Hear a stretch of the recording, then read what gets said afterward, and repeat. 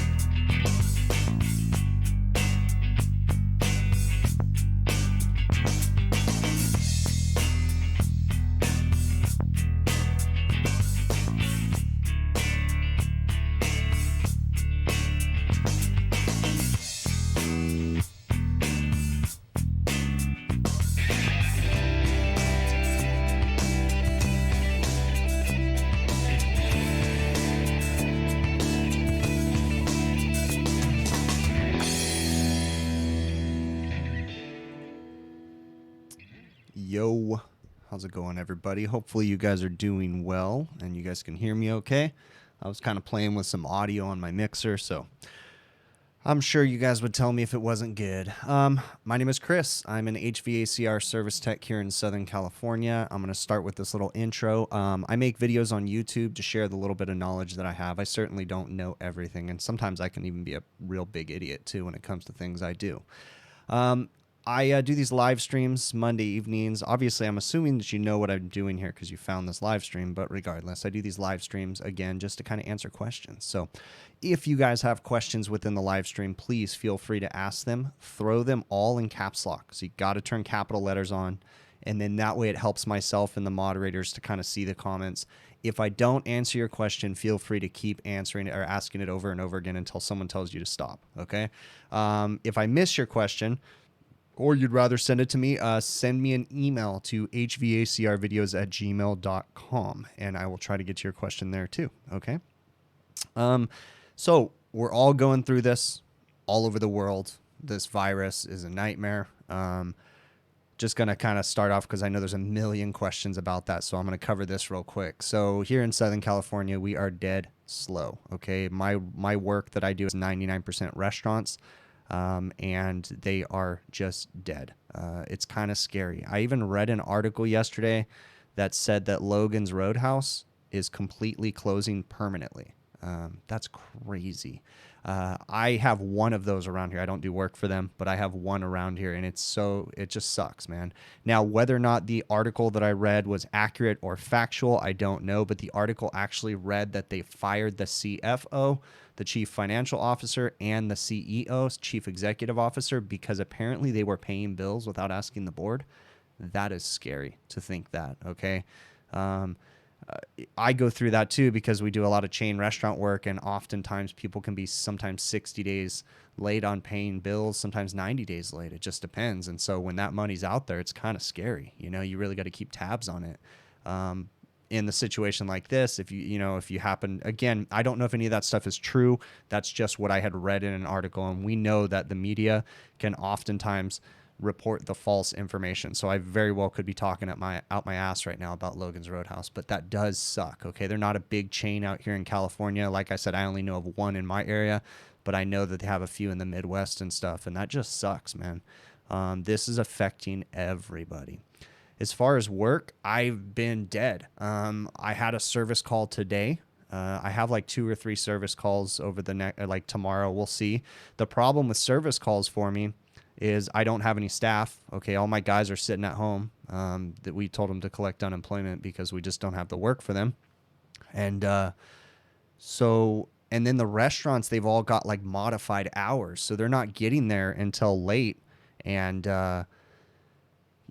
like the restaurant I went to today, I don't think they got there till like 10 a.m. or something like that, or 9 a.m. I don't remember what it was, but it was super late. So it just makes it difficult, because then if you do a 5-hour call, that puts you mid-afternoon, and it just throws your whole day off. So we'll see, like if I have 3 calls in a day, I may not be able to get to all 3 just because of the modified hours that everybody has. So tomorrow, luckily, the first restaurant I'm going to start at, they start at 7:30 a.m. But it still sucks because, my business, and again, I'm not trying to whine. I know you guys are all going through the same thing, but like my business can't survive just on me working. It doesn't work that way. There's too many people that are, relying on us for just one person to be working. It's just not, it just doesn't work that way. We have a lot of overhead and stuff, just like everybody else. So it's interesting. Okay. All the questions about government loans and stuff, we've applied for them. I'm very afraid of the government loans because there's so much red tape and so many special rules that you have to follow. On the plus side, though, if you take it just as a loan, my understanding is it's only like a 1% interest rate and you have like 2 years to pay it back. So I guess that's a plus. But what happens if things don't come back? Are they going to come banging on your door? I don't know. It's definitely interesting. But I just, just being honest, I mean, it's crazy. It's definitely crazy. It's scary. I don't know what to think. Try to take it one day at a time. I personally am doing okay, although last night, I've been doing good because I've been, I'm better with my depression and anxiety and stuff like that. And I try to communicate as much as possible. But last night though, I went to bed at like 9:30 and I woke up at midnight and I swear I didn't sleep for the rest of the night. I was just sitting there thinking. It's crazy, what your mind will do to you. So, but still got some video footage, still got a bunch of backlogged footage too. So right now I'm pretty current on the videos. They're pretty current as in the videos that I released last week. I believe they were last week's videos or something. So I've been trying to release those. I still have some backlogged footage in case I ran out of that too, but we're doing okay on video footage, so that'll continue to come for the time being. Yeah, so hopefully you guys are doing well. Again, we're all going through the same thing, so it's the same struggle for everybody. Hello to everybody in the chat. I see a lot of people going on in there. Am I worried about losing the business? Your boy Daniel. I'm not worried about losing the business. I mean, of course, I shouldn't say no. Of course, I'm worried about that.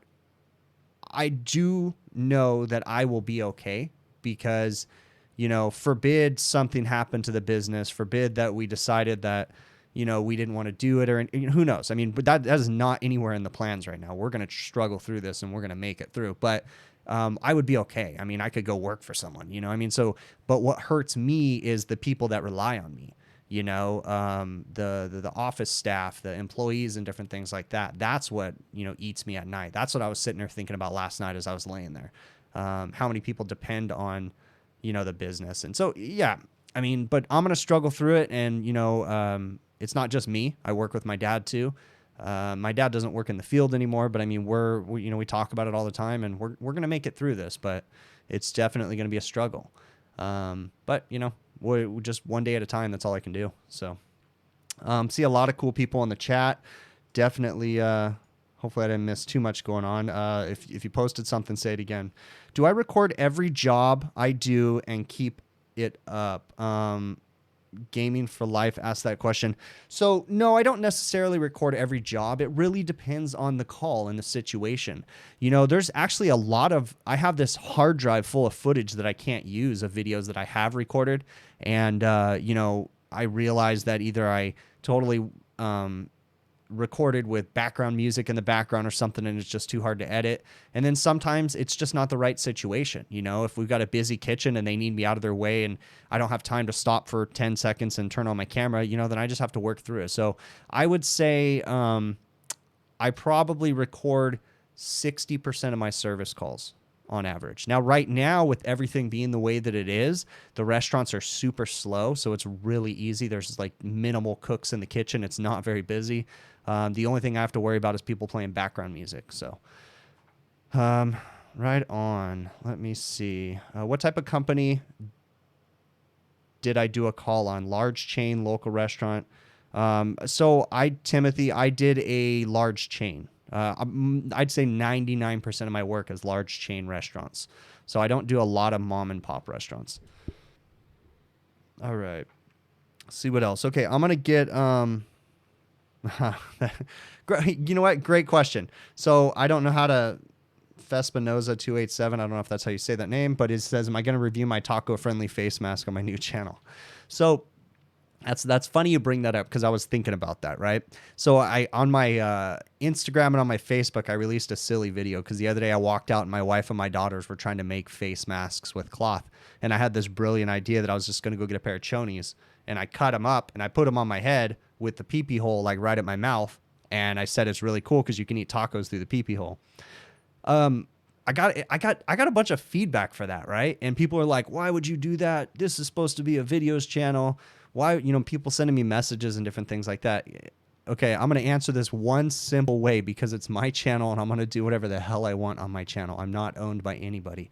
I am human, guys. And I know most of you guys don't care and think it's funny, but I mean, for the people that have an issue, just simply unsubscribe or unfollow. Like, I'm not trying to be a punk. Of course I want to share my knowledge, but I'm real too, and I'm silly, okay? If you watch the video, you could tell that I was laughing my ass off. My poor family, I kept watching it, and then when I saw that people were sharing that video, it made me laugh even harder. I laughed for the rest of that day because of that silly video.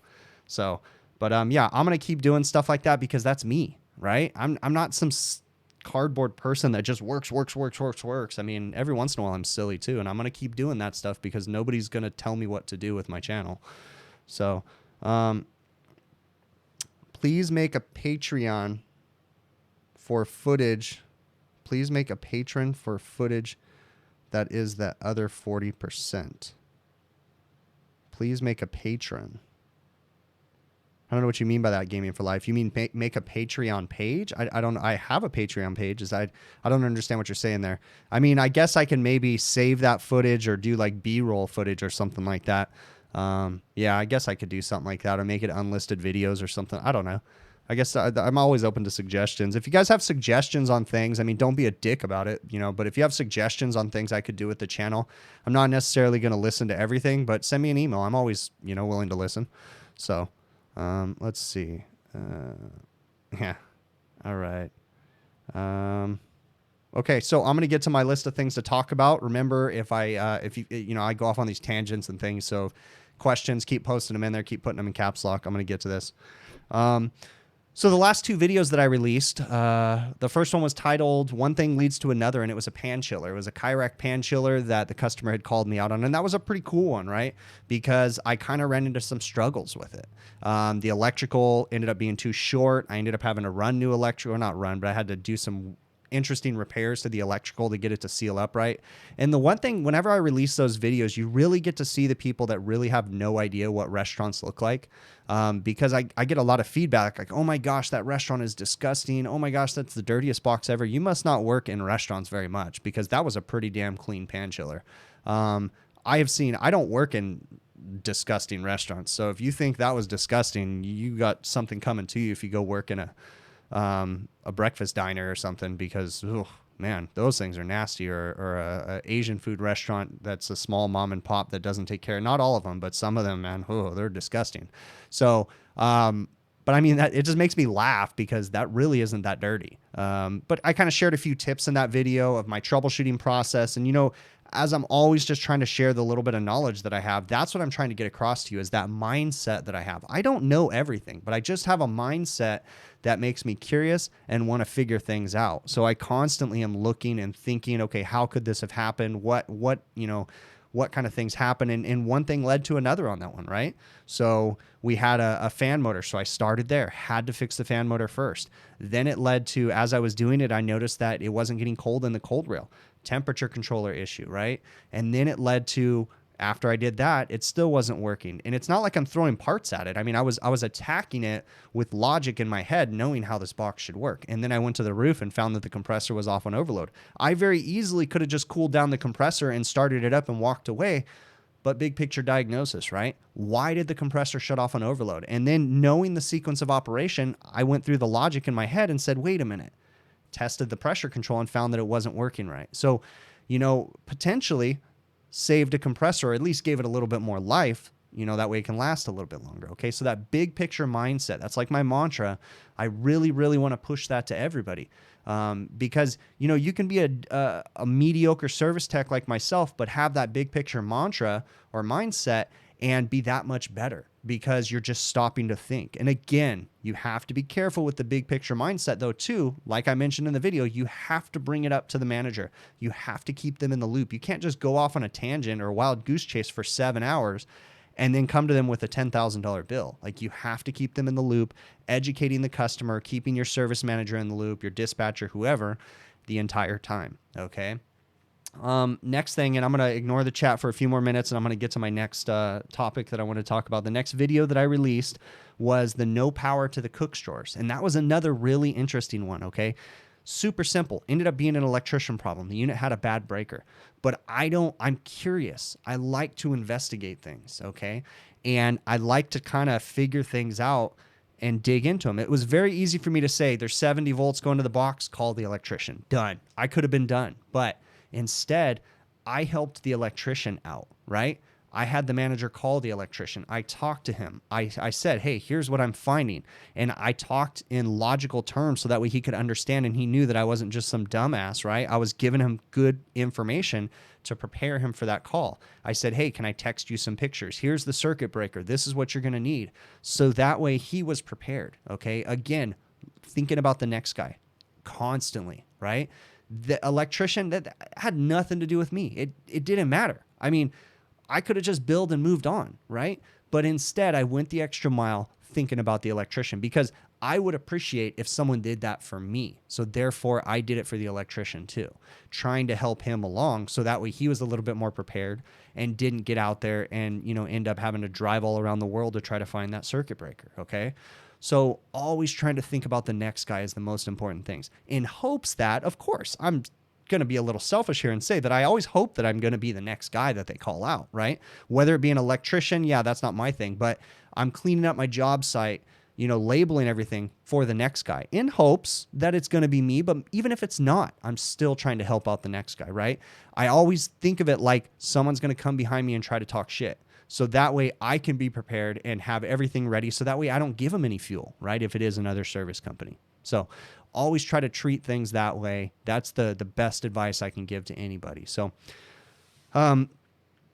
let me see.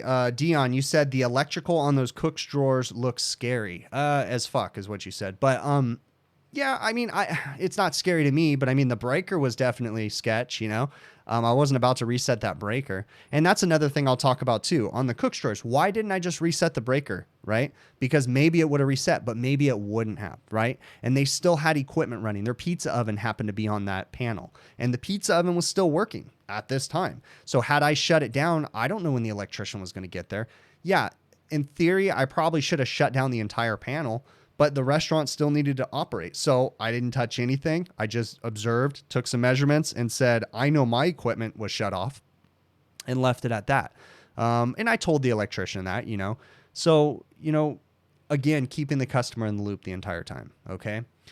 Couple questions that I had. So I had a question from the last stream that I never answered. So someone had emailed me and I was a little unsure on his question. So I'm going to kind of paraphrase and go in two different directions. So he emailed me and he said, hey, I got a line set here. And I believe he said that code was requiring or it was required, whether or not it was code or the installation manual was requiring that the suction and the liquid line be insulated. Now, from the way that his question was worded, I kind of am curious, and I know you're probably going to be watching this, so I'm asking you, are you sure that it was a suction and a liquid line? Okay. Because if it was a mini split, then you had a suction line and an expansion line. And therefore, because the metering device on most mini splits that I know of is in the condensing unit itself. So the line that goes from the metering device to the evaporator is actually your expansion line. And the expansion line needs to be insulated. Okay. So if you're asking me about a mini split, which I don't know, yeah, you would need to have insulation on the suction and the expansion line. Now, I do know that it's actually a smart idea in general, especially in higher ambient climates, hot climates, to put insulation on a liquid line also. A lot of people don't realize that, but your liquid line can actually absorb heat, especially if it's running through a really hot attic or sitting out in the sun on a really hot roof with reflective heat coming up from the ground. It's very important that you actually insulate your liquid lines too, because if your condenser is cooling down that liquid line and then it's running across the roof and heating back up, then you're taking away the efficiency of the system. So I can imagine. Now, I don't know in your certain situation, you asked me if it was code or if it was an installation manual, but it's not a bad idea in general to insulate your liquid lines, especially if you're running in high ambient temperatures, okay? But on a mini split, for sure, you need to have that expansion line insulated too. I am going to go ahead and look at the chat here. I've got a couple more questions I want to answer, but I'm going to go ahead and look at the chat and answer some questions from in there too. Let me see. Oh, I see the movie quotes already come up too, so let me know if anybody gets the movie quote. All right, so let me see what I'm missing in here. Oh, a good question. Someone had posted in the very beginning too. I'm asking the chat right now, did anyone see a Blue-On ad before the video or during the video? Can you answer me in the chat? Because I actually, whether or not I'm going to continue to do this, we'll see, okay? But I actually blocked them as an advertiser. I found a way to block them as an advertiser on my channel. Now, if that grossly impacts my revenue, the little bit of revenue that I do make off of my normal videos, then I might end up turning it back on. But for now, I did block them. So I'm curious if anybody saw a Blue-On ad. Let me see. So let me know in the chat if you guys did, okay? No? Okay. All right, cool. Well, we'll see. All right, because I didn't know if it would work or not. Tristan, you did see one. Okay, interesting. No? Okay, so it's kind of 50-50. So some of them... All right, so then maybe it didn't work, but I did try to go into YouTube and block Blue-On from being an advertiser. Whether or not it's going to work, I don't know. We'll see if it gives us some time. Okay, well, we'll see. Okay, cool. So people did get the movie quote. Right on. Awesome. Very cool. So yeah, it was Planes, Trains, and Automobiles was the movie. So let me see. Okay. All right. Well, let's see. Let's see if it works. Okay. But again, if my revenue from the videos really goes down like tanks, then I might have to turn them back on because I don't know if they're the only advertiser or what. But let's see if it just continues to be the same and I just blocked their domain and we'll see if that worked because I know they were annoying everybody and I know they very much annoyed me when they tried to promote themselves within the stream without asking the other day. That really pissed me off. So we'll see. All right. Henry, you said you want to buy more Manitowoc ice machine from the state, which is 110, can convert to 230 volts. No, Henry, if it's a 110 ice machine, converting it to 230 volts is not going to be feasible. You're going to spend more money than you would spend on the ice machine because you'd have to change all the components over. So, what was the most complicated service call I have responded to? The most complicated service call. Well, I mean, that's kind of a interesting question because it really depends on where I was in my career. Recently, complicated service calls are usually ones where we've had multiple techs out there from other companies and different things, and they've all done little things. And so you have to try to undo everything they've done to find the root problem. Those are definitely complicated service calls, but when they're all said and done, they actually are some of the best, most satisfying ones because you get to unravel the entire mess. So I've had a few calls that I've made videos about, like the beer walk-in that I went out to in the summertime that the compressor was off on internal overload. And then actually, I think it started out as it was iced up, and then I took defrost heaters out of it. It was like a whole thing, expansion valve power heads, and then it led to a bad compressor. I mean, there's several of those calls that it's just like one thing leads to another and they just keep unraveling. But as long as you can keep your wits about you and keep your head straight and just focus on the just the normal service, I'm losing my train of thought, just the normal basics, then you can usually unravel those pretty good. Just trying to step back and look at it. Let's see. Am I doing any more giveaways, Levi? Not this time, but maybe in the future. We did a giveaway last week, and Ralph will be sending out the prizes sometime next week for the people that we did do the giveaway for, but not at this time. We don't have any giveaways on par. Giveaways are actually kind of difficult for the most part, unless you have someone like Ralph coming in here, opting to give away something. As a channel, it's difficult to do giveaways. And I will go ahead and plug my buddy Ralph. He's always in here willing to help anybody. If anybody has any refrigerant related questions about replacements or retrofits, hit Ralph up. I just posted his email in there. So I did post, pay attention to the moderator bot, because Sporlin actually has and I've listened to and paid attention to these webinars before, but Sporlin has a webinar coming up this Thursday, and there'll be a link in the chat popping up from the moderator thing with a link to join the webinar, and it's going to be on expansion valves, so it should be a really good one. And I've said this many times, I really do like their supermarket series that they've been doing, the webinars. It's awesome. If you can't make it to the webinar live, though, it'll also post on Facebook, and then they usually post it onto their YouTube channel when they're all done. So, but definitely check it out, because they have a great series going on right now. So do I use lock ring connectors or only braze? Dion, great question, Dion. So no, I've never used any lock ring connectors. I've actually never even used the Sporlin Zoom lock. I'm interested in using the Sporlin Zoom lock, but I just haven't had an opportunity to use it yet. As far as the Vulcan lock ring, I'm a little reluctant to do the Vulcan lock ring because of that sealant stuff. It kind of freaks me out when you watch the installation videos on the lock ring. You have to put that blue crap on there to like seal the line, and I worry about that blue crap getting in the lines and contaminating it. I've never used the Vulcan lock ring, so I can't really talk bad about it. It just looks kind of shady to me. But I do know that they use it all around the world with much success, so I guess I should just be careful about what I'm saying.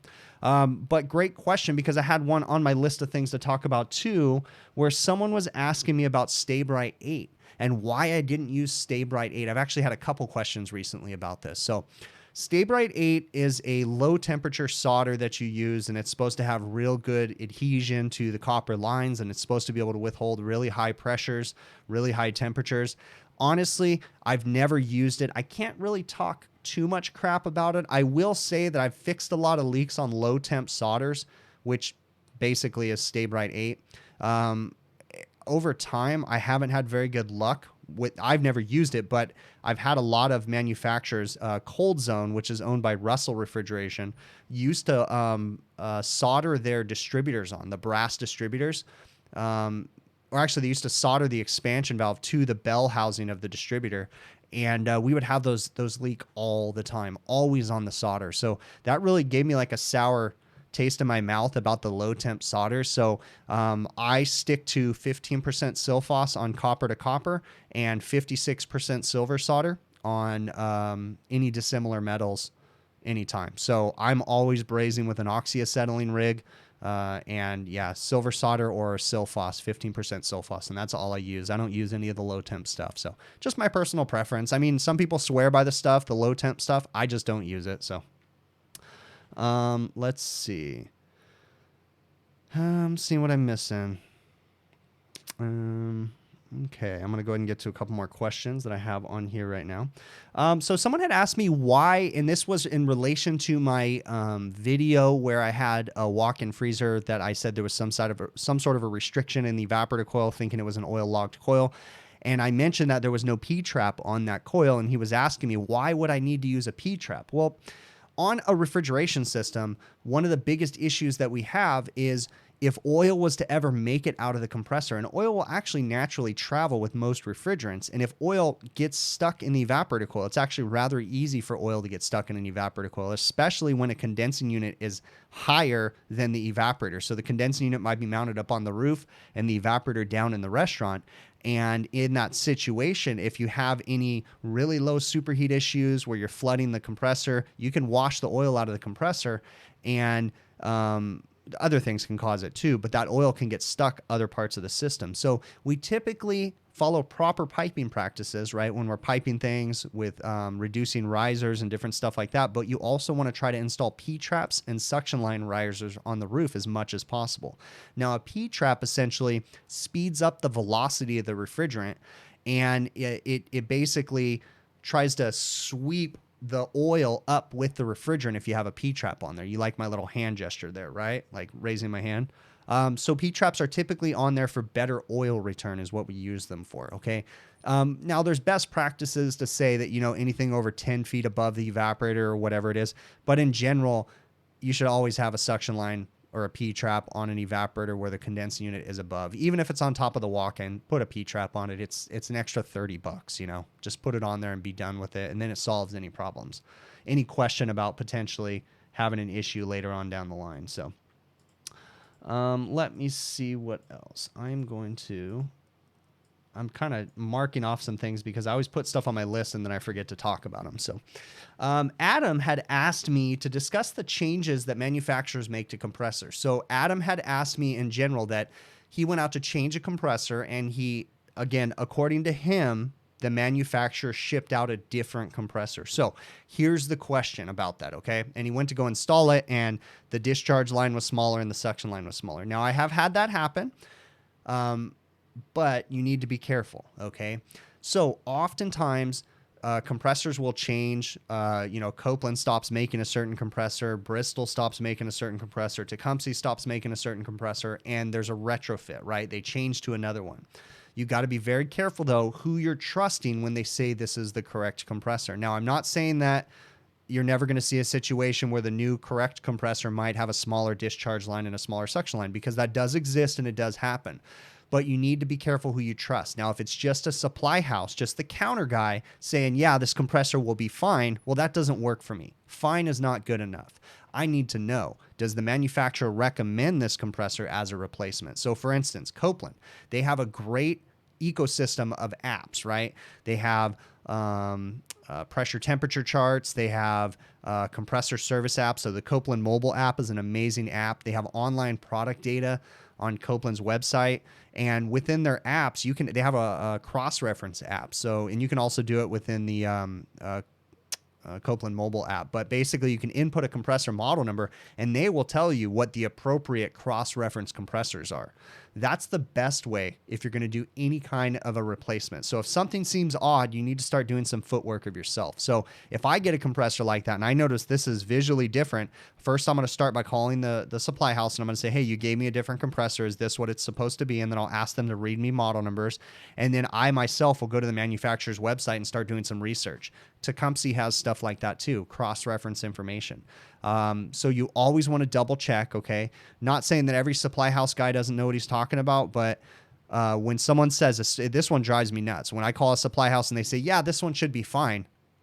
No, it's not. No, I need to know this is what you're supposed to use. This will work. I don't want to hear should. Should is not a word in my vocabulary when it comes to, a compressor replacement or something. So, all right. So hopefully I answered your question for that one, Adam.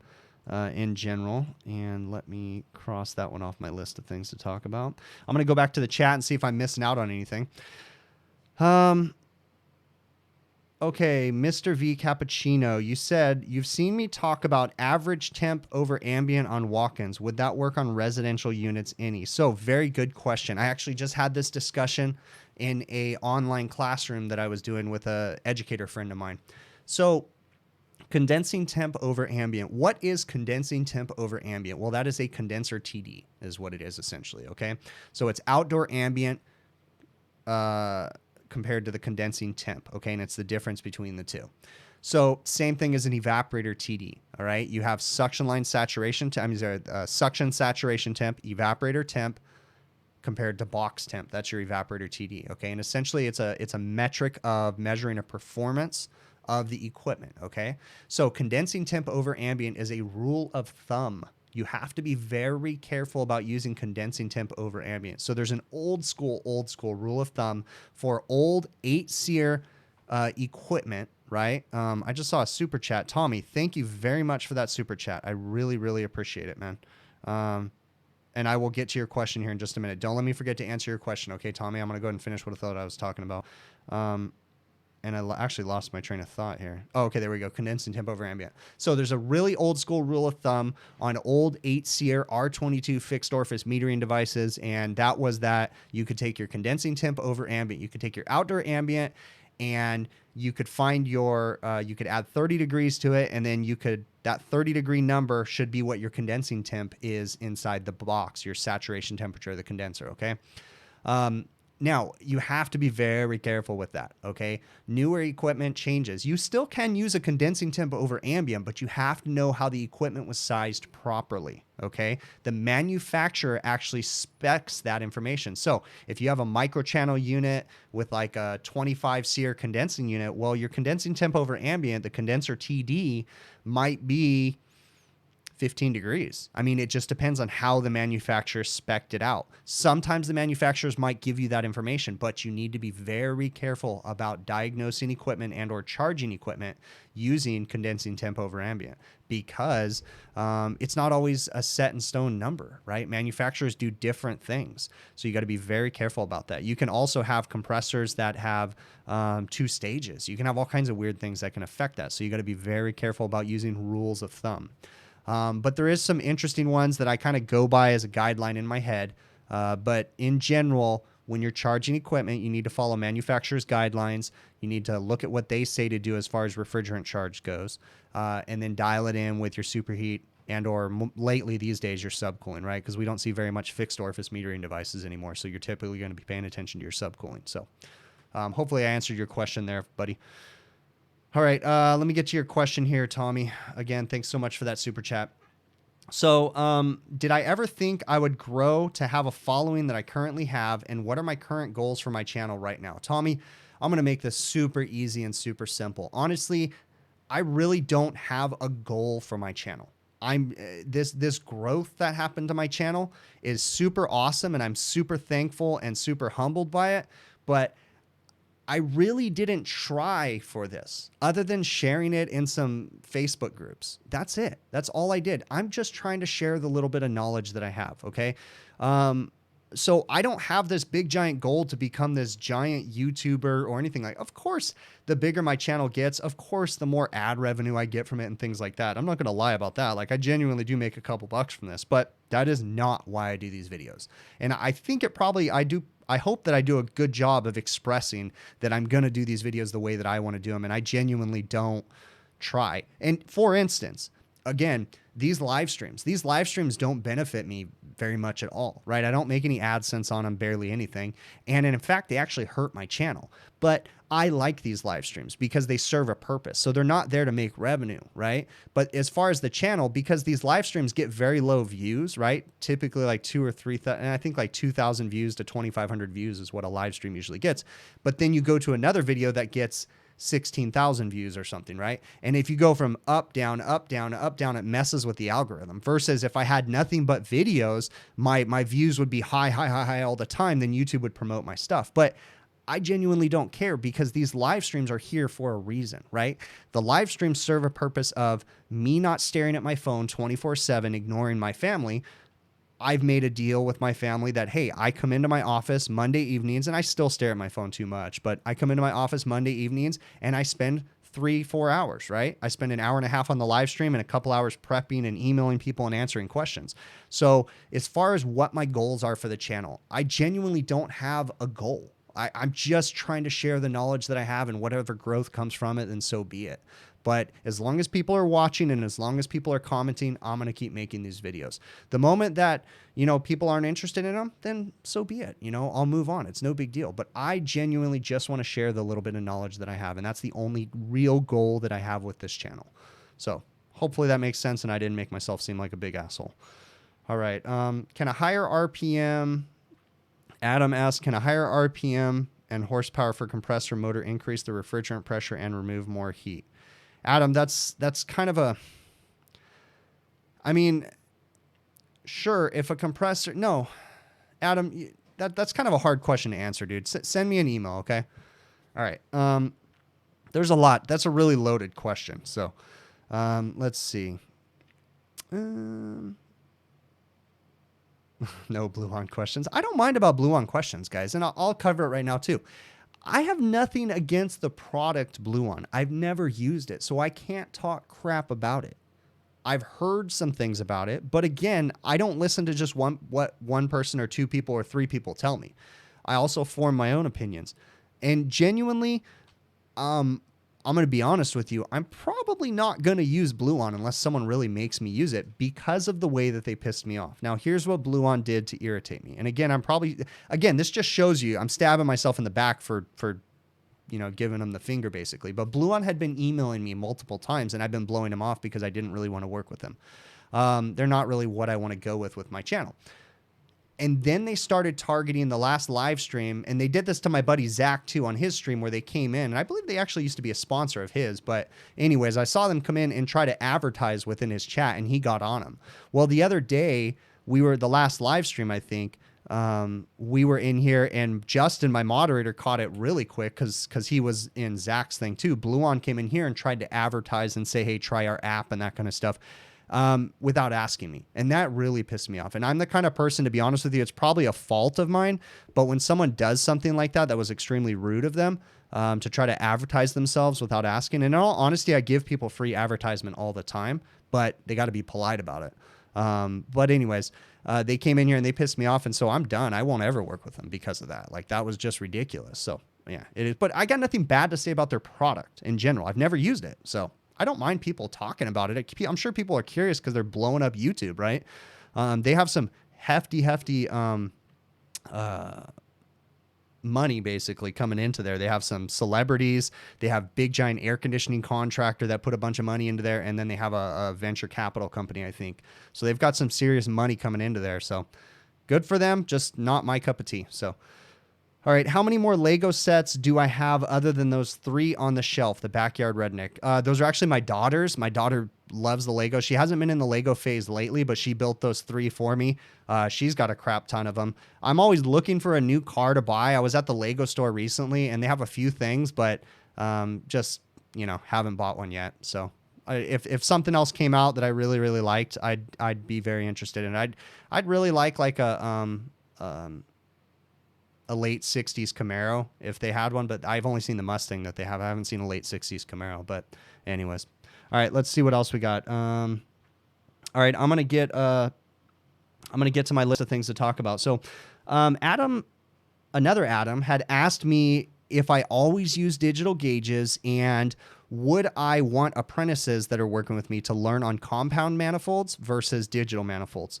That's a good question. I'm going to be honest with you. If I had an apprentice come with me today, he would probably be seeing me using digital more so than compound gauges, but I do have a compound manifold in my truck, and I also have individual compound stubbies that I'll often use on R290 systems. So, of course, I'm going to show them and give him hands-on experience with a compound manifold. But am I going to be pushing compound to an apprentice all the time? No, not necessarily. I used to be of the mindset that they needed to learn on that first. But I've kind of gone away from that, and I've been really pushing them just understanding what's going on and me trying to be able to, hold on.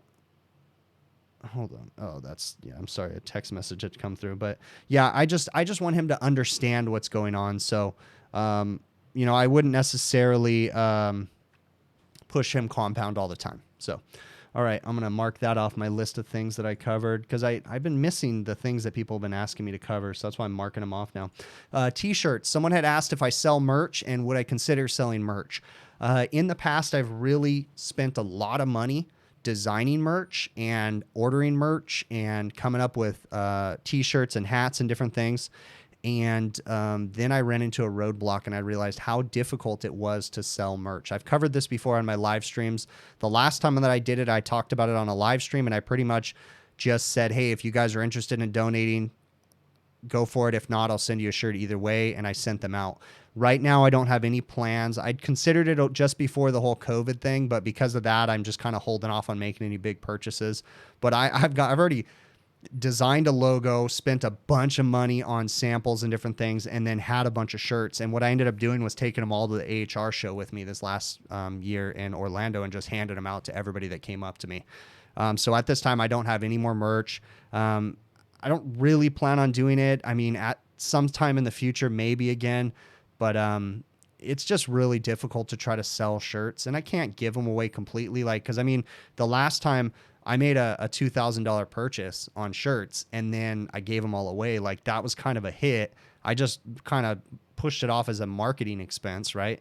But I'm not really trying to market my channel. So it was a little difficult to consider, you know, buying another $2,000 or $3,000 worth of shirts and then giving them away again. That's kind of difficult for me. So, but I don't know, maybe in the future we'll figure something out. It's just the sales tax that's a nightmare, because there's a law that basically says that any municipality, state, city, county can ask me for sales tax. So if I sell anywhere in the United States, I have to pay sales tax in every single county that I sell in. And yes, you have to meet certain criteria and certain thresholds, but it's just a paperwork nightmare. So I started looking into it and I realized this was just impossible.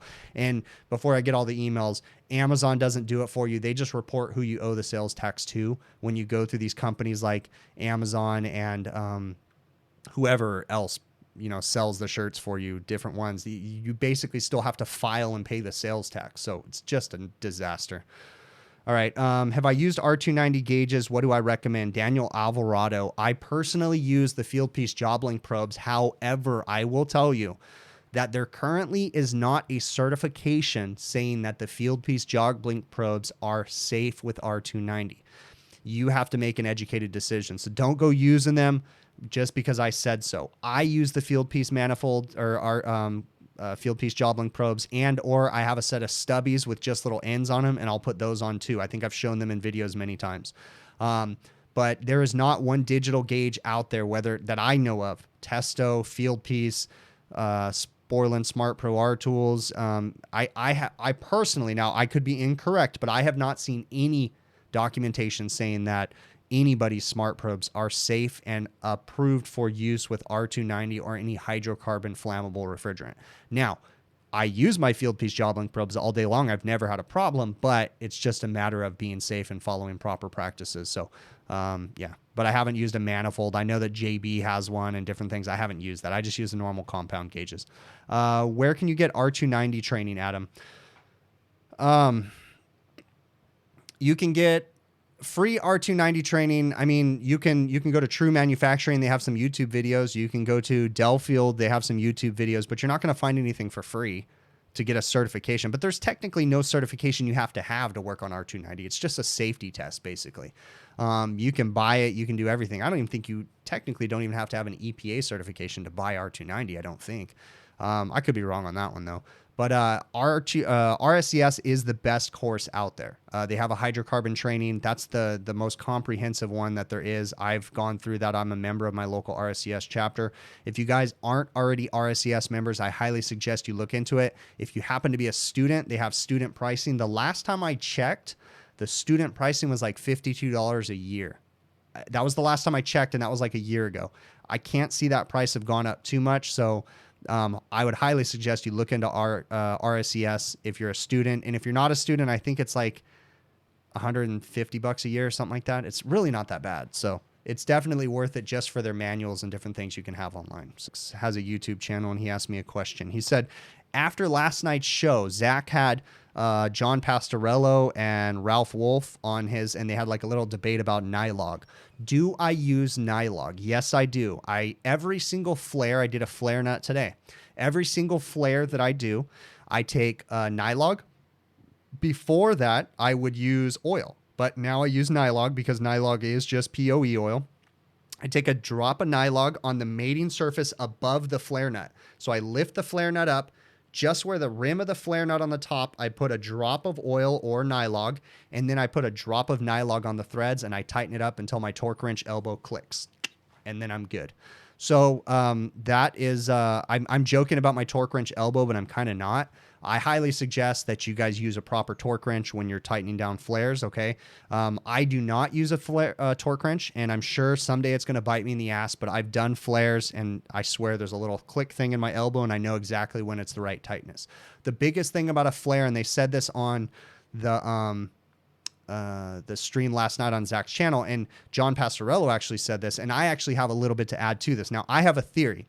If you over tighten a flare, John Passarello is very smart dude. I listen to a lot of the stuff that he says, but he has said, you know, flare nuts can crack, and that is the truth. Flare nuts can crack over time if they're over tightened.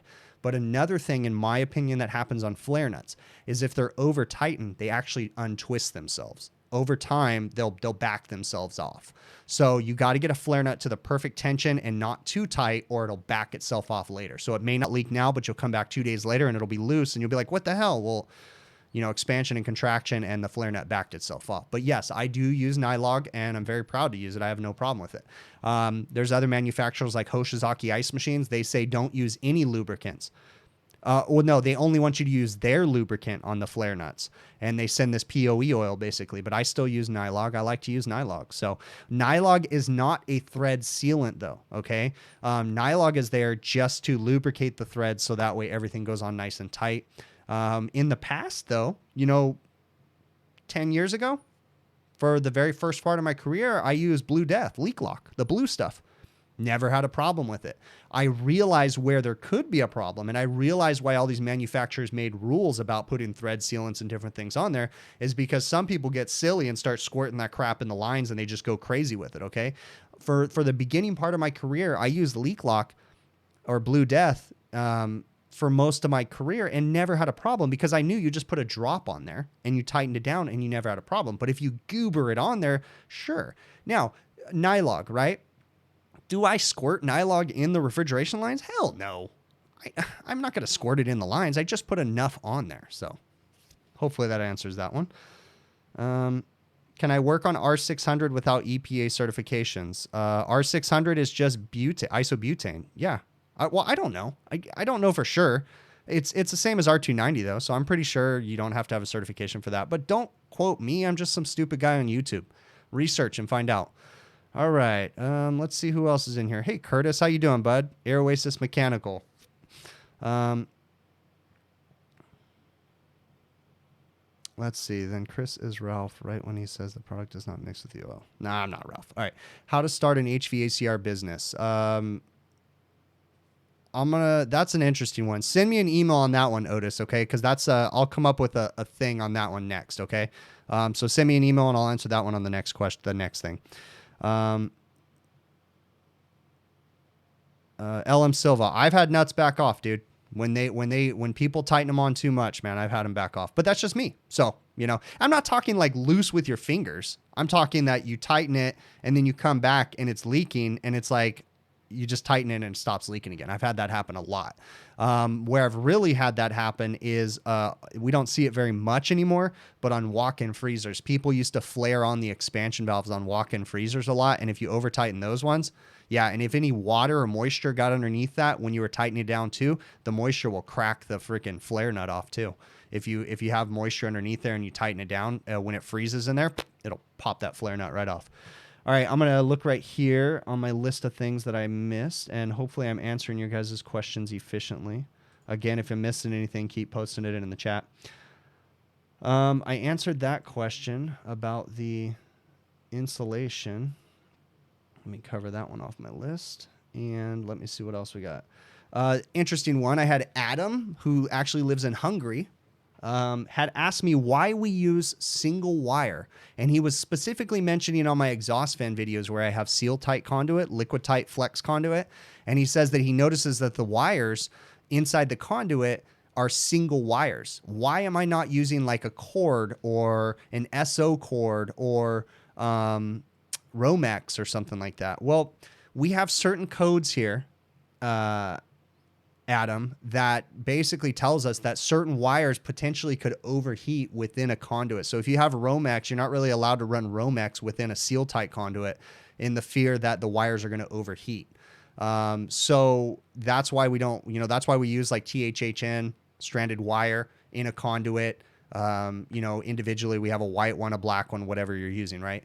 But yeah, we don't run cords for the most part. Every once in a while, you'll see an OEM manufacturer that will use a certain type of cord, but they don't run cord in conduit for overheat reasons, is my understanding. So hopefully that answers your question for you, Adam. Let me mark that one off. And let's see what else we got.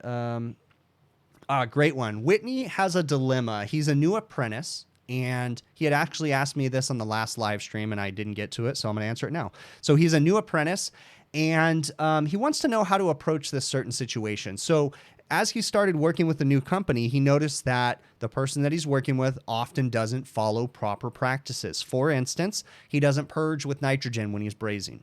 And he noticed the other day, and this is his words, that he left a bullet dryer and then installed a normal liquid line filter dryer after. And he was curious.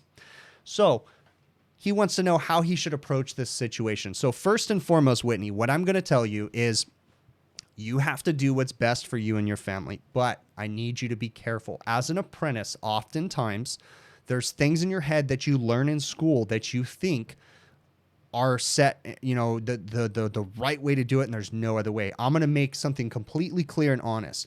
For the first 10 years of my career, I never even had nitrogen in my van. There's thousands of systems out there that I brazed without using nitrogen, without ever purging nitrogen.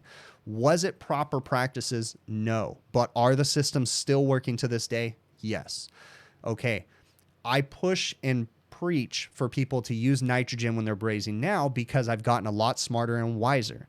Now, does that mean that you have to braze with nitrogen? No. Okay.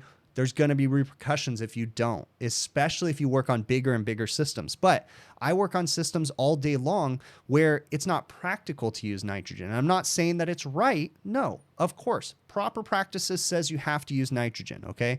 But you need to be careful. You need to understand. So what I would suggest, and this is a great question that you have, is approach the person you're working with and genuinely ask a question, but don't be confrontational about it. Don't be hostile. Just be genuine. Say, hey, I'm really confused. I was in school. They're preaching this whole nitrogen thing, and I noticed that you don't use it. Is there a reason why? Don't be a punk about it. Genuinely ask him because you're concerned and you're confused. Okay? Just be prepared. Don't ask at the wrong time, right? Find a good time to ask them, okay? But again, most of my career, I didn't use nitrogen, so, okay? And even to this day, I use it. I used it today, but I don't always use it, okay? There's times that I'm in a hurry, braze it up, and I have to deal with the repercussions if there's going to be a problem, okay? So I'm not perfect. I'm not a perfect tech. Now, as far as the whole dryer question, that's a great question. Now, again, not trying to say that you don't know what you're talking about the dryer. You said there was like a bullet style dryer and then he installed a liquid line dryer. Okay. You have to be careful though, because oftentimes people will mistake certain things. Was it really a dryer or was it a muffler? Was it a check valve? It could have been many things. Again, politely ask, point it out, say, hey, what is that? Isn't that a dryer? And then he says, oh, yeah, it is. Oh, thanks, man. Thanks for telling me. I caught that. Or, no, that's not a dryer. That's a muffler. Or that's a check valve. Okay. So it's okay to ask questions. Just know when to ask them. Okay. And remember, and like I told you in the email, you need to do what's right for you and your own. Okay. So you need to make an educated decision. And this is exactly what I told him. I said, you need to make an educated decision. You need to learn as much as you can. And then you make an educated decision on whether or not it's time for you to leave or to move on or to stay where you're at. As you get older in your career, you're going to realize that some things just aren't practical. It's not always practical to pull a perfect 200 micron vacuum. Sometimes it's, especially on an old system, it's just not going to happen. Okay. So just be cautious. Adam Showers, ask the Google, man. I don't know where to get ammonia training. Garden State Ammonia Program, or just ask the Google, where do I get ammonia training? Helpful and cool videos. Do I ever work on 70-ton units? No. 35 tons is the biggest units I've ever worked on. I don't do any heavier, bigger commercial. I do light commercial refrigeration and air conditioning. So, can nitrogen be a refrigerant? Yeah. Yeah. Yeah, I can. All right. Fly Eagles fly. Thanks, bud. Have a good night, okay?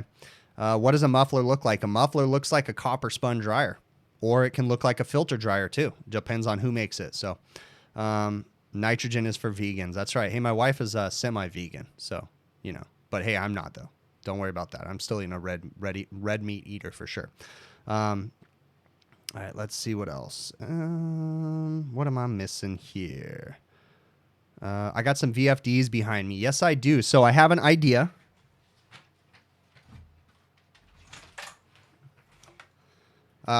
This is a lens drive from a captive air unit that was giving us a bunch of nuisance faults. And rather than reprogram the thing over and over again, I just changed the drive. So theoretically could still be good. Maybe there could be a parameter that's set wrong or something. And this one right here is off of a carrier unit, the infamous carrier VFDs that don't come with a display. I have some ideas. I want to play with some of these VFDs. I know that with some VFDs, you can actually, I have to be careful about this because I don't want to encourage anybody to do anything stupid, but I know that with some VFDs, you can run three-phase equipment off a single-phase power. You can do all kinds of different things. So I figure I've got some VFDs that might still work. So I was, while we're sitting around and when I have a slow day, I might try to wire one of those up and play with it. So that's what they're sitting there for. I've got another one in my shop too that I've got to play with. So can I add weights to balance an AC blower wheel when they are unbalanced? HVAC Smith. You certainly can. I think that that's going to be kind of a liability and kind of a lengthy process to try to add weights and take a guess and see, because you don't have a machine that tells you where to put the weight.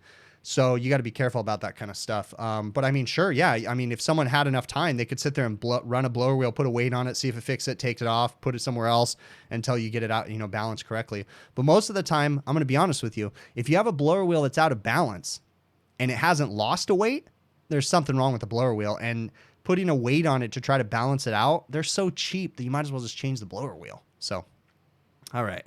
What is my drink of choice tonight? Same drink as always. It is a Rogue Hazelnut Brown. Bevmo likes me lately because I have to order them. We had to go pick a bunch up, but yeah, pick them up a case at a time.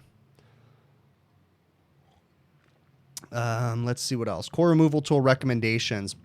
I've used the Appion VCRT core removal tool for many years. Most recently, though, when I got the True Blue vacuum hoses from I can't think of who makes the True Blue hoses, but just Google search True Blue hoses. Anyways, AccuTools. That's right.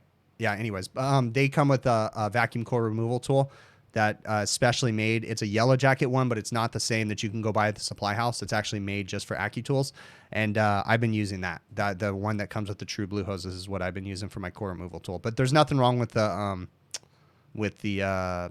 Appion ones either. So. Will I do a shop tour at any point? I don't know. My shop's not really anything special. We run our business out of a house, so it's just a house that we've turned into an office. The garage is my storage place, and the backyard is my place where I have my vans parked. There's really nothing much to show, but maybe someday. Gaming for Life. I don't understand. Send me an email, Gaming for Life, to hvacrvideos@gmail.com. All right. Can condensers get above 300 degrees Fahrenheit? Just curious. I don't know, Adam. I mean, what do you mean by 300 degrees Fahrenheit? Can they operate in 300 degrees Fahrenheit? No, the compressor would overheat if the condenser was running in that high of a temperature. But if you can keep the condensing temp down, then I guess theoretically you would have to do all kinds of cooling and different things to it. But it's not normal for a compressor or condensing unit to be running in a 300 degree ambient. No. Are they bigger? The Chris Cooley, yeah, the Smurf boners are bigger than 3/8 hoses. They're 7/8 ID. Inside diameter, they're 7/8 of an inch. So, yeah, they're much bigger than a 3/8 hose. They're freaking awesome hoses. So, now, but I'm going to preface this. Okay, I like the True Blue hoses. They are awesome, but would I tell you to throw away your Appion hoses and go buy the True Blue hoses? No. But when your Appion hoses are retired, consider going to the True Blue for sure. Okay, so I still have my Appion hoses just because I chose to buy them, the True Blue ones, while I still had them. But the Appion ones work very good too. But if you need new hoses, then I would highly suggest you buy the True Blue ones for sure. So they're definitely worth it. You can buy them a little bit at a time. So, all right, let's see what else. All right, I'm going to get to my list of things. So I covered Whitney's question here, and let me go ahead and cover that one off. Already answered that one. And my next question that I have on my list is Kyle is a light commercial HVACR service tech, and he's curious how his company can break into refrigeration work and whether or not it's worth it. So he told me that he currently does refrigeration work for a couple customers just as a favor, but they want to know if they should really pursue the refrigeration work. I love refrigeration work and any diversification you can have in your business, right? If you do solely air conditioning, then you're not going to be as busy in the wintertime. If you do air conditioning and heating, then you have a little bit more. If you add refrigeration to that, then of course you're going to have more. With refrigeration comes more headaches, more truck stock, more things to think about when you're fixing them, more issues to think about, right? But sure, go for it. Get into refrigeration. As far as how to get into refrigeration, if you're a air conditioning company that's already established, well, you have customers, hit them up. I mean, talk to them. Say, hey, do you know anybody that's looking for a refrigeration tech? We're trying to bring refrigeration on. Also, go to the OEM manufacturers, Delfield, True, Hoshizaki, Follett, all these different Manitowoc ice machines, all those different ones, and say, hey, how do I become a warranty contractor? Start doing their warranty work, and that'll get you in the door of the restaurants that you don't already service. Then you can hand out your business cards. Whether or not that's really going to work for you, it's hard to say, because chain restaurants, you can go bang on a chain restaurant's door all day long. The restaurant general manager has no say over who they hire. It's usually someone in a facilities department that's in Wisconsin or wherever, so that's a little bit more difficult to get into, but I would highly suggest people getting into refrigeration. Yeah, go for it. It's definitely a good idea. So I'm gonna mark that one off my list. I had a Korean gentleman who was actually from Korea had asked me a question. It was a little bit broken English, but he genuinely had a good question. And he does a lot of change outs lately of 10-year-old R22 mini splits. And he was curious if you really, really needed to purge and sweep the line sets and clean them out, whether or not he used a flush or something like that, because he says it seems very time consuming and he usually doesn't see a very big result. Well, the question that, of course, manufacturers are always going to recommend, if you're changing from mineral oil to a polyester oil from R22 to 410, you're going to want to purge the line sets, especially if you had contaminants, acids, any kind of a burnout or anything like that. You're always going to want to purge the system. Personally, I don't use flushes, okay? But that's my personal choice. I'm not judging anybody for using a flush. I prefer just to use dry nitrogen, pressurize the line, restrict it, build up pressure, let it come out, that kind of stuff. There is a couple different methods. Some people like to use a flush, okay? There is also something called the pipe wiper. I've never used it, but it's these little foam pellets that you actually shoot through the system with your nitrogen, and it actually scrubs the walls of the refrigeration line. I'm a little skeptical about them, but I've heard some people that I really trust saying that they love them. So that may be a consideration if you're doing a lot of those system changeouts, but it's always best to purge your lines as much as possible before you change, especially if you're going from mineral oil to polyester oil. Now, if you had a 10-year-old unit that had polyester oil that was running R22, it's not as critical so long as there's no contaminants and no acids or anything in the system. So hopefully that answers your question for you there, bud. And sorry I couldn't pronounce your name. All right, let's see. The next question that I had was from, I already answered the Stay Bright 8 one, and no, I'm not a fan of Stay Bright 8. I am going to cover this right now because I know there's some new people within the stream that weren't in here in the beginning. So the virus that's going around, how's it affecting me as a business owner? It's killing me as a business owner. All my service techs are sitting at home right now, and I'm the only person working, and I'm down to doing like 2 service calls, 3 service calls a week, and that's it.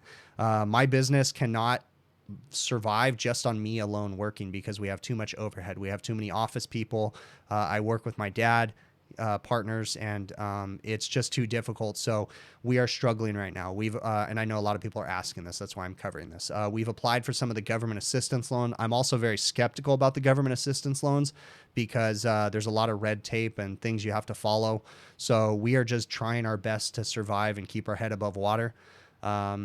I don't have any perfect outlook for this. I'm taking it one day at a time. I am losing sleep, but I'm doing my best to communicate and try to stay above my anxiety and depression and different things like that, and just trying to communicate. That's the biggest advice I can give to anybody, is talk to anybody. Okay, email me if you don't have anybody to talk to. I'm not a therapist or anything like that, but maybe you just need someone to talk to. I said this the last time. I'll say it again. If you need someone to text, I'll put my number in here.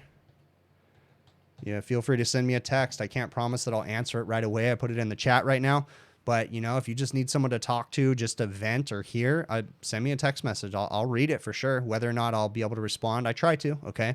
But definitely, you know, if you guys are having issues, if you're having headaches, if you're worried, communicate. Just talk to your loved ones, talk to your friends, talk to your parents, talk to therapists, talk to someone. Don't sit there and let this shit build up in your head and dwell on it and then pop like a bottle rocket, okay?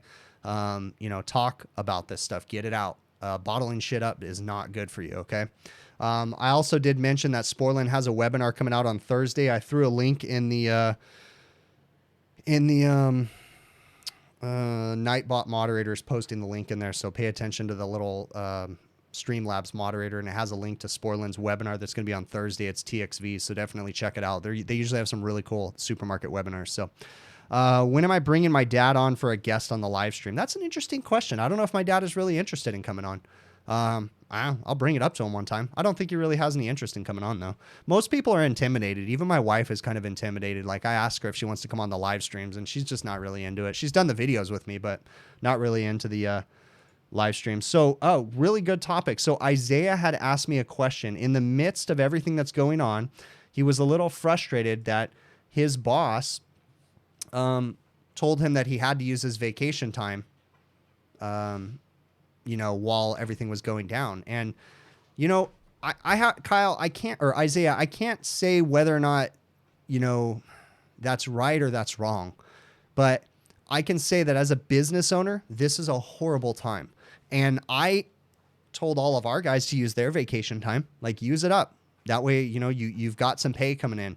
Don't save that crap. Just use it up. That way you can use it. It's best that way, because let's just say, for instance, your boss could be doing you a favor, Isaiah, because guess what? Maybe in his head, he thinks, what happens if I'm not here 6 months from now to pay that vacation time? At least my guy gets it now. So, you know, if your boss is encouraging you to use your vacation time right now, go for it. Do it. I mean, use it up so that way you're getting a paycheck. We're having to go through so many struggles as a business right now that it's a stressful environment. The government is, and again, I'm not trying to whine or complain, but the government's got all kinds of restrictions, sick pays, and different things like that, and it's stressful. So it's difficult as a business right now. Natural gas and propane gas leak detector recommendation. Ralph asked that. I use the Infocon TechMate. No, Infocon GasMate. I'm sorry. Infocon GasMate. That is the combustible gas leak detector that I have used.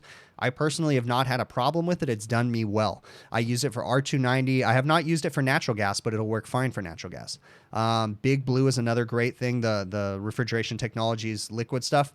Now, if you come up on an R290 system that is flat and it doesn't have gas in it, just put some 404 in there and then pressurize it with nitrogen and use your normal leak detector. But don't try to run it with that refrigerant in there. But if you have a flat system, it's totally okay for you to just put a chaser of 404 and pressurize it with nitrogen and use your normal leak detector. But if not, the GasMate is what I use. So let's see. All right. Okay, I've got my thing here right now. Last question that I have is, okay. So I wanted to make a statement. So I did this for a friend the other day. If any of you guys knows, I know that a lot of teachers in HVAC schools right now are going through a difficult time because they're having to transition to online education, and that is a struggle. I had a very good friend of mine, Chris, that teaches a local class, and he asked me to come be a guest speaker and talk about refrigeration and different things like that. I am willing to do that for other classes that are out there too. If anybody, time permitting, and if it works, feel free. Send me an email and I can try to schedule a time where we can do an online where I come in and be a guest speaker or something in your classes if you're interested in that.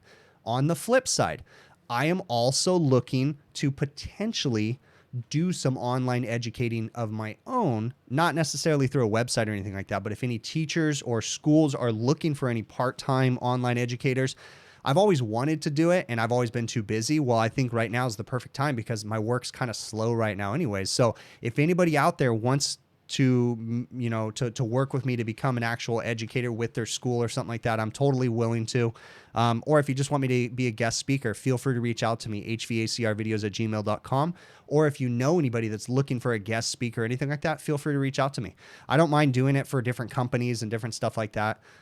We could work something out, I'm sure. So send me an email. That was kind of the last thing on my list.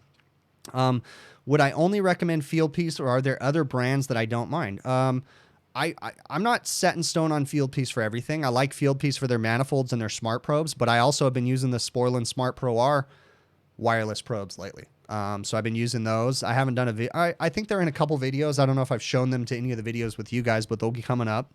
I use the Appion G5 Twin for my recovery machine up until recently. I've used the JB vacuum pumps up until recently, Fluke meters. So I'm not sold on Fieldpiece. I just happen to use more of their products lately. But they don't pay me or anything. I mean, I just like their products. They're convenient. So I'm not set in stone on just Fieldpiece. No, I'm open to whatever works and whatever is convenient for me. Adam Showers, I have no preference between Samsung or LG. They're both just Korean brands that I could care less about. Curious, what did I do with the Copeland? What did I do with the Copeland? What do you mean, LM Silva? What Copeland? Compressors? I have a bunch of Copeland compressors, if that's what you're talking about, that I'm going to cut open and try to run with those VFDs. That was actually the plan. All right. Are PPE free and clear? Heard banks were asking for collateral. Sharkies 55. No, banks are not supposed to ask for collateral. If they're asking for collateral, you're probably not getting a full paycheck protection loan. You're probably getting an SBA loan through the bank or something like that. The Paycheck Protection Program is backed by the government, and they're not supposed to ask for any collateral. So there's probably misinformation there. Why don't I oil locked up motors? Because if a motor's locked up, then oiling it, there's already damage to the motor internally. So there's really no purpose. The other day, I actually had a call. I haven't shown it on a video yet, where I had a Hoshizaki ice machine that had a locked up water pump. And I went in there and I spun the impeller and I got it to run. But I told the customer we need to change the water pump. And they opted not to. And they just called me yesterday and said the machine is down again because it probably has a bad water pump. If a motor's already locked up, oiling it is not really going to help. Yacht HVAC, thank you very much for becoming a channel supporter. That is awesome, bud. All right. Turbo Air and other cheap cooler opinions. You get what you pay for. Purchase a Kyrac prep table and you'll be in heaven. JJ Services and HVACR. Dude, thank you very much for that super chat. That is awesome, bud. Thank you so very much. That is so cool. All right. Let me see. What do I have here? Okay, so Moria 330, you're currently enrolled in school for HVAC and it's quite hard without the hands-on portions. I could totally understand that. It's very difficult without the hands-on portions. I don't completely agree with online education, everything. Joe, thank you very much for that super chat, man. That was awesome, bud. Thank you very, very much, man. You guys, these super chats are awesome. They're totally, I mean, I very much appreciate them, but you don't have to do those, okay? But thank you so very much. Please do hit the thumbs up. It definitely helps the channel. So, let me see. Did I get my email? You ask about semi-hermetics. LM Silva. So yeah, I'm sorry, I didn't answer that, but I'll answer it now. So yes, I work on semi-hermetic compressors. They're not very common though, because they're not as efficient. They're really heavy and they're big. Most people like to go with hermetically sealed compressors, or most likely scroll compressors lately is what they're really pushing. But semi-hermetics, I've worked on plenty of them in the past. They're very easy. You know, the cool thing about semi-hermetics is, yeah, they're heavy, but they're repairable. You know, suction reeds are really easy to change. You just change a valve plate on it and put some new reeds on there. Super easy.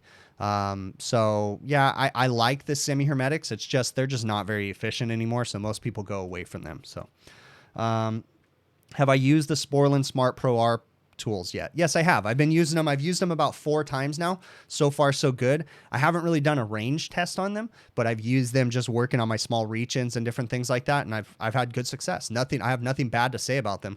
The one thing I will say that's really cool about the Sporlan Smart Pro R tools is they zero themselves out when you turn them on.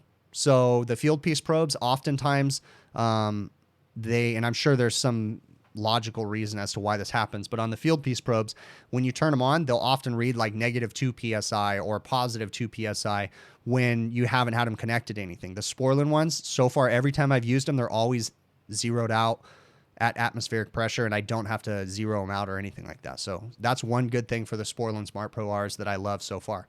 As far as the size of the Sporlan Smart Pro Rs, I mean, there's not really a big difference between the field piece ones. They're about that big. They're a little bit smaller. They're bulkier as far as the length, but I mean, they're awesome. Nothing bad to say about them. So, any updates about the dash cam and website? No, nothing yet. I mean, I've thought about doing a dash cam, but I just haven't done anything with it yet. Let's see. Do I always use new gas on compressor changeouts? No, Randy. No, I don't. You know, it depends on the situation. If I don't see anything wrong with the refrigerant, then I'm going to reuse the refrigerant to try to save the customer money, of course. But if it's a potential contaminant in there, if I notice that there's a funny smell to it, then I'm going to change the refrigerant. If it's extremely low, I'll change it, but not always. So just every situation is different.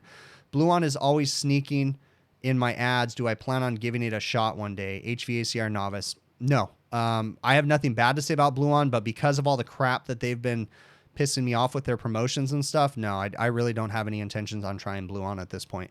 Again, I got nothing bad to say about them, but I just kind of hold, they piss me off. So I'm just screw them. Do the Sporlan Smart Pro Rs connect to Measure Quick? Yes, they do. The Sporlan Smart Pro R tools connect directly to Measure Quick. They work perfect with Measure Quick. Awesome. Absolutely awesome. Dave in Halifax, thanks for becoming a member, dude. That's awesome. Thank you very much for becoming a channel member, dude. Your field piece probes don't do that. Sorry for my probes. Michael. Huh, that's a bummer, dude. But I mean, I have 4 different sets of field piece probes, and they all do that. They all start off at like 2 psi, or I mean, I just hit 0. I just know to hit 0. I still love the field piece probes. Nothing bad to say about them. So that's just something I've learned to deal with. Let's see. I didn't see what Bill had said. Bluon is like the Kmart of refrigerants. Yeah, that's funny.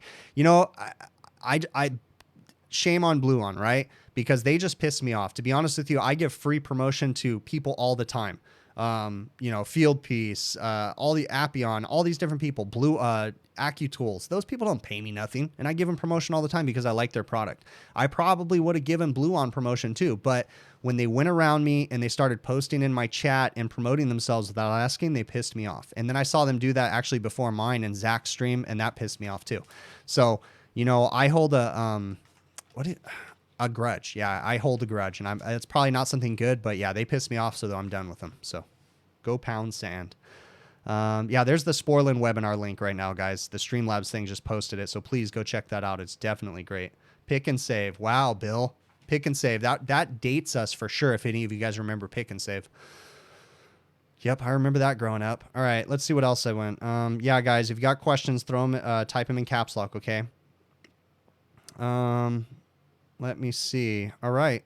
Nothing against Bluon. Yeah, nothing against them. Just they piss me off. So I won't be trying it. But I mean, if you guys are curious, try it. Go for it. I'm not going to talk you out of it. I'm sure it probably works if you know how to use it.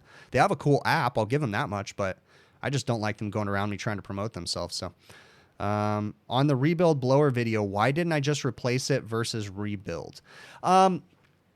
Rebuild blower on the Make-Up Air unit? Because the cost and the time. I can take it to my rebuild shop and they can rebuild it in 2-3 days versus ordering a new one from the factory, all the parts. Oftentimes it would have had to be shipped out on a truck, on a pallet. It would have cost too much money. So it's just a cost thing, you know. Plus it keeps us busy. I mean, I could, you know, it just gives us something to do. So let me see. They are inefficient semis, specifically the 40-year-old capped out ones. Yeah, they definitely are. Do I separate manifolds for different refrigerants? Michael Bemko. No, I do not. I do not separate manifolds for refrigerant. I have one digital manifold. I have 2 digital manifolds, S-Man manifolds. I have an S-Man 460 and an S-Man 480. The 460 is like my backup manifold. It sits in the back of my truck.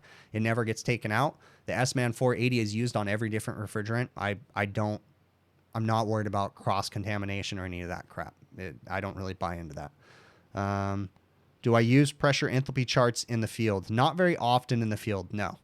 The only time I've ever used pressure enthalpy charts is like in educational settings, seminars, different stuff like that. So, all right. Well, I am pretty much running out of stuff to talk about. So I am going to cue up the outro music. And I really, really do appreciate you guys coming in here. Until next time, okay?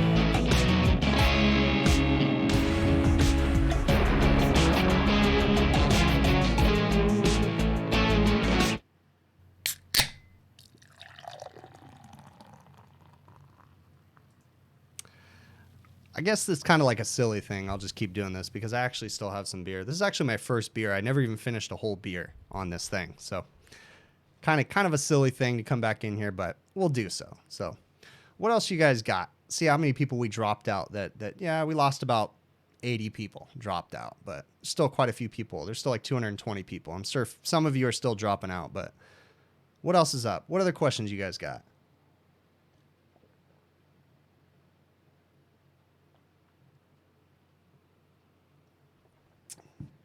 You guys see that, I just see Rick in here. HVACR Survival started doing live streams. I think he's going to continue to do them. I see Zach's got one coming up this week. There's a lot of new content out on YouTube. That's awesome for sure. So, of course, everybody called it. Hot mic for sure. You know what? And I actually brought 2 beers in here. So, got to open this one too. Those of you that are underage, don't do it. But, oh, hello again. Hello there, my viewers. Hello, my viewers. Who's that? That's an OG YouTuber right there. Hello, my viewers. I watched a lot of his videos, Dr. Zarkloff. I see he came on the Overtime show a while back. That was pretty cool. I'd like to see some more videos with him. Anyone in here work with CO2? Ulysses, I don't know if Ulysses is in here. I don't know if, no, Ulysses doesn't do CO2. LM Silva, we should just figure out, we should figure something out, and you can dub my stuff in your language in Spanish. You can just talk over my videos, and we can figure something out. We could do that, dude. I can come out with a Spanish channel. If I knew someone that wanted to do that, we should totally do that, because I know that these videos would be awesome dubbed in Spanish. We could do like Jackie Chan style dubs too, like or not Jackie Chan, but Bruce Lee, like an old Bruce Lee movie where I talk something, and then it says something silly. We should totally do that. Let's go for it. Someone who's proficient in that. It's a lot of work though, so don't think it's something easy just to talk in Spanish. Trying to narrate a video is ridiculously hard. So we should definitely do that though. Do York Predator units have a test mode too? Yes, they do. Helpful and cool. Yes, they have like a self-test mode. You can click them in. How many videos do I still have? Oh, I don't know. I've got stuff I can edit. I've got probably another 5 videos from the last week. And then, I've got stuff in the archives that I can go through and edit, and I have some videos that take so much editing that it's going to be a nightmare. I have some really cool ice machine repair videos, but it's just, oh my gosh, the editing on those things is so difficult that I've just been putting them off from months ago. So, let's see. What is a good low temp alarm for a walk-in? Master of Everything, Dixel makes one. I use the Dixel XR. Oh no, not XR. XR is their temp control. Weiss Instruments or Dixel makes a door alarm kit for their walk-ins. I've installed them on my videos before. If you look up I think, oh shoot, I don't know. Send me an email and I'll try to send you a link of the video that I use their door alarm in. I've used them like 3 or 4 times. But it's made by Dixel. If you just look up Dixel walk-in door alarm, it'll come up. It's like a whole kit that has a little alarm annunciator on it and a digital probe and everything. And it's a light switch too. So send me an email, hvacrvideos@gmail.com, and I'm sure I can help you out. Has a compressor ever exploded? Not on me, but I'm sure it has in the past. Let's make it happen. Yeah. All right. Do I use the test mode because in the videos I use jumper wires? Yeah, no, I just use jumper wires. I'm not very confident in the York Predators. I'm pretty sure they have a test mode though, but I don't. I just jump them out. Super easy. Sterling. I forgot about it, Sterling. Send me an email. I'll reach out to Brian. He'll come on the stream, dude. Brian will totally do it. Maybe I'll reach out to him and we get him to come on and answer some questions or something like that. So send me an email, Sterling, and remind me, okay? Let me dub my video, but your monotone English voice just for fun. Yeah, we could do that, Bill. We could do that and put you like 2 seconds behind on the audio commentary, so then in a way it just looks even weirder. All right. Oh, William Hunt. That's interesting. Scott, I mean, I'm just more pissed off at Blue On for the whole principle of the stuff. I got nothing bad to say about the refrigerant. I don't like to talk crap about people, but they just pissed me off with their whole marketing thing. So, but who knows though? I mean, be honest with you, I turned them off on my channel, but if my revenue drops through the ground, then I might have to turn them back on. I may get screwed out of that whole deal, but who knows? We'll see. Speaking of old YouTubers, do I know what happened to Jim Pettinato? Cherry Creek Refrigeration. No, Jim actually commented on one of my videos probably about 3-4 months ago. So I know he's still out there and he's still watching videos. He just stopped making them. Now, I heard through the grapevine, I can't really comment to say if it's true or not, but I heard through the grapevine that the commenters and the drama just got to be too much. I don't know if that's true or not, but if it is, I kind of believe it because I have to deal with the stupid YouTube drama all the time. So, you know, I don't know, but, no, Jim Pettinato I learned a lot from Jim. That was the kind of methods that I was taught coming up, was that old school mentality. And there is value in that old school mentality for sure. So, yeah, Jim is still around. Like I said, he commented on one of my videos recently. So, but I sent something back to him and I never got a response. So, yeah. All right. Let's see what else I'm missing. This is becoming the best part of the stream, the after show.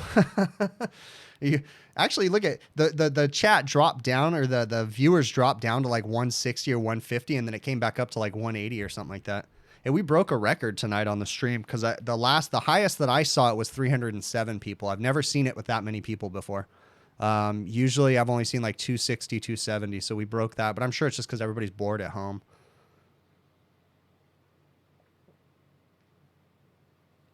Helpful and cool videos. Yeah, I've left a Linux unit in test mode before. I went out to the restaurant the next morning. It was like 55 degrees in the restaurant. The air conditioner was working bitchin'.